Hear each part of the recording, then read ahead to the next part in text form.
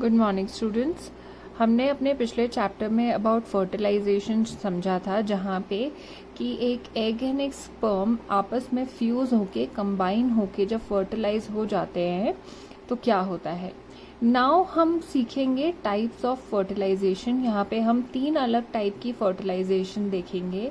Firstly internal मतलब अंदरूनी, मतलब जो बॉडी के अंदर होती होगी, जैसे कि ह्यूमंस के साथ होता है इंटरनल फर्टिलाइजेशन। एक्सटर्नल फर्टिलाइजेशन वो फर्टिलाइजेशन होता है जो बॉडी के बाहर होती है, फीमेल बॉडी के बाहर होती है।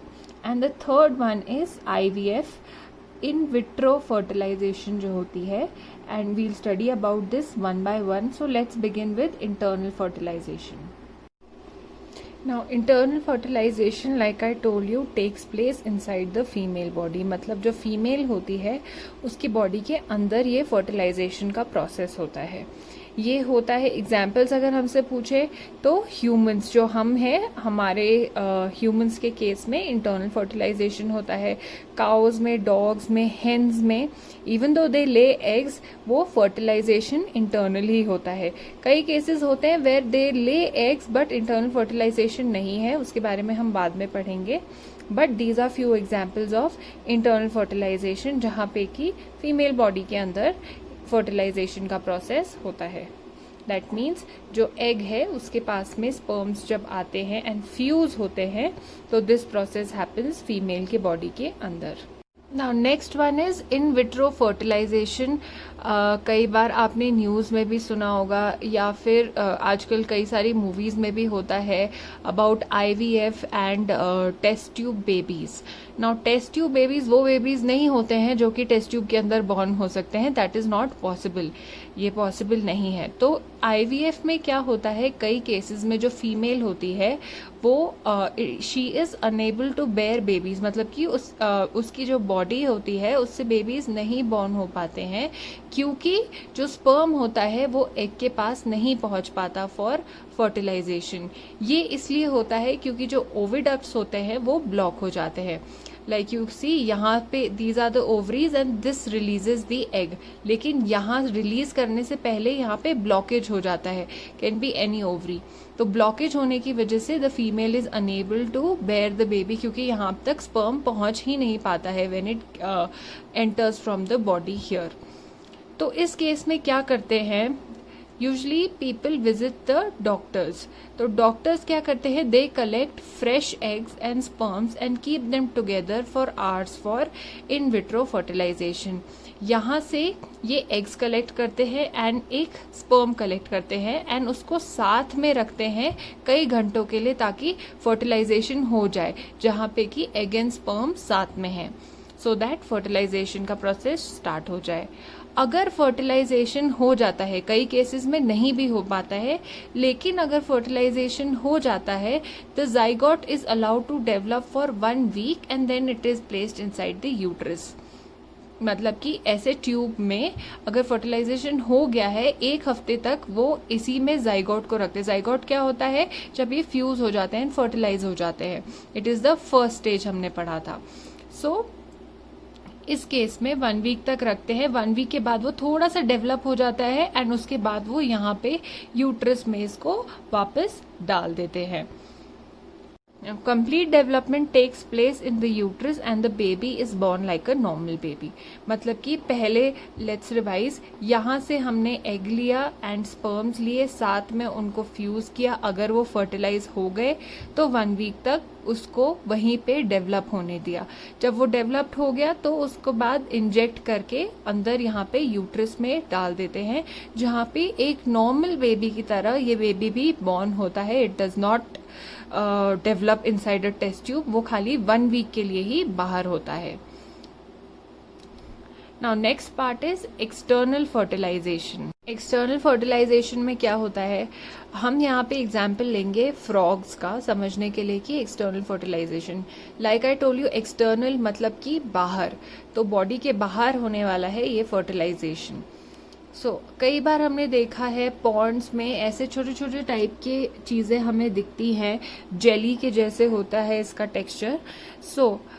इन अ पॉन्ड और स्लो फ्लोइंग स्ट्रीम, मतलब कि जो बहुत तेजी से नहीं बह रही हो पानी, वहां पे male and females come together like this and दोनों ही एग्स एंड स्पर्म्स रिलीज कर देते हैं एंड फिर ये पानी के अंदर होते हैं। आफ्टर दैट ये एग्स एंड स्पर्म रैंडमली पानी के अंदर स्विम कर रहे होते हैं एंड इन केस जो स्पर्म होता है वो कांटेक्ट में आता है एग के साथ, तो क्या होगा, फर्टिलाइजेशन का प्रोसेस स्टार्ट हो जाएगा। फर्टिलाइजेशन के बाद इसके अंदर like any other process of fertilization आगे उसमें डेवलपमेंट ऑफ द जाइगोट शुरू हो जाता है and it looks something like this and धीरे धीरे बड़ा होके एक टैडपोल बन जाता है। तो यहाँ पे ये फर्टिलाइजेशन का प्रोसेस फीमेल की बॉडी से बाहर हुआ। पहले दोनों ने पानी के अंदर स्पर्म्स एंड एग्स रिलीज कर दिए, फिर उसमें से बहुत सारे रिलीज होंगे लेकिन सारे फर्टिलाइज नहीं हो पाएंगे एंड फिर उसके बाद it will develop into a tadpole जो कि बेबी ऑफ अ फ्रॉग होता है। ये जो प्रोसेस ऑफ एक्सटर्नल फर्टिलाइजेशन है ये कॉमन है एक्वेटिक एनिमल्स में, मतलब जो पानी के अंदर एनिमल्स होते हैं उसमें ये ज्यादा देखने को मिलती है। जैसा कि मैंने आपको बोला था, फिश या फिर फ्रॉग जो ये एक्वेटिक एनिमल्स होते हैं जो पानी के अंदर रहते हैं, ये बहुत सारे एग्स ऐसे रिलीज कर देते हैं, बट जरूरी नहीं है हर एग से कोई इनका बेबी निकले। Why does this happen? क्योंकि ये फर्टिलाइज नहीं होते हैं। इनको फर्टिलाइज करने के लिए eggs and sperm should come together for the process of fertilization. कई बार ये नहीं हो पाता है क्योंकि पानी बह रहा होता है, कभी हवा होती है, कभी रेनफॉल होती है एंड इस वजह से फर्टिलाइजेशन नहीं हो पाता है।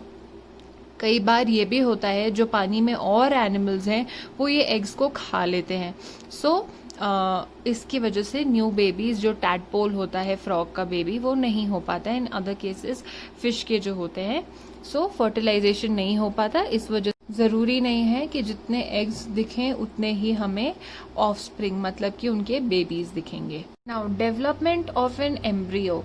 एम्ब्रियो हमें पता है कि जब फर्टिलाइजेशन मतलब कि male and female gametes that is egg and sperm जब साथ में आता है तब फर्टिलाइजेशन होके जो फर्स्ट स्टेज ऑफ लाइफ होता है उसको जाइगोट बोलते हैं। फिर जाइगोट एक छोटे से सेल से शुरू होता है एंड वो उसके सेल्स बढ़ते जाते हैं।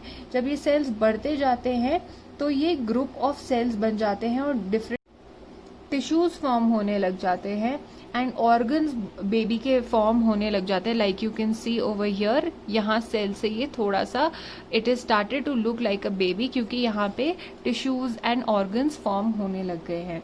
इस स्टेज को बोलते हैं एक एम्ब्रियो।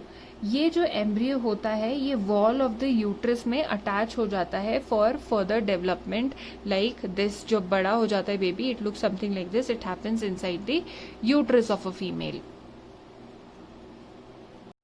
नाउ अब इस स्टेज से इस स्टेज में आने के बीच में क्या डिफरेंस है? अलग अलग बॉडी पार्ट्स डेवलप होने लग जाते हैं, जैसे कि हैंड्स हो गए, हेड्स, आईज, ईयर्स जो होते हैं बेबी के वो डेवलप होने लग जाते हैं, जिसमें आप आइडेंटिफाई कर सकते हो कि यहाँ पे आपको दिख रहा है that these are the legs, these are the hands, this is the head, ears देख सकते हैं, आईज देख सकते हैं।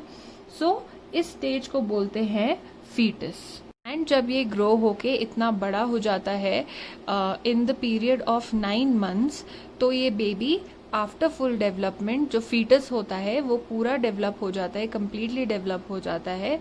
Then the mother gives birth to the baby, ऐसे यूट्रस के अंदर से इट कम्स आउट।